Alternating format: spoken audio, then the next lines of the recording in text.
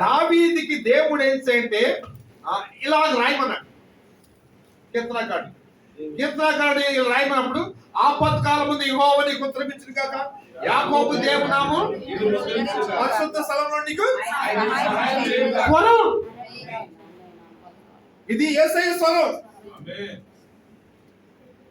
పరిశుద్ధ స్థలంలో సాయం చేయదు అనే మాట లోకములు ఎవరు కూడా. రాజుగారు ఏమో చేతులు తెచ్చాడు, పాత నిబంధన కాదు. ఇలాంటి దేవుడి దగ్గర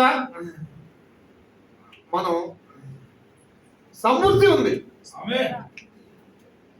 ఏముంది? సమృద్ధి. అందుకనే యెహోవా స్వరము ఆదేశాలను, యెహోవా స్వరము అదే మాట ఇంకా చెప్పాలంటే అబ్రాహాముతో దేవుడు చెప్తాడు. 12 అబ్రాహాం దేవుడికి అబ్రాహాం స్వరం ఎలా ఏర్పడిందో చూద్దాం. ఆదికాండం 12. యెహోవా నీవు లేచి నీ దేశం నుండి, నీ బంధువుల యొద్ద నుండి, నీ తండ్రి ఇంటి నుండి బయలుదేరి నేను నీకు చూపించే దేశముకు వెళ్ళుము.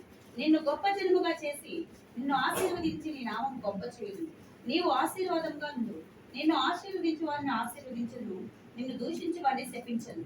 భూమి యొక్క సమస్త వంశంలో ఎంతో ఆశీర్వదింపబడనని అబ్రాహాముతో అనగా యెహోవా అతనితో చెప్పిన ప్రకారం అబ్రాహాము వెళ్ళాడు. యెహోవా నీవు లేచి, ఏమండి దేవుడు మాట్లాడుతున్నాడు ఎవరితోటి? అబ్రాహాముతో మాట్లాడుతున్నాడు.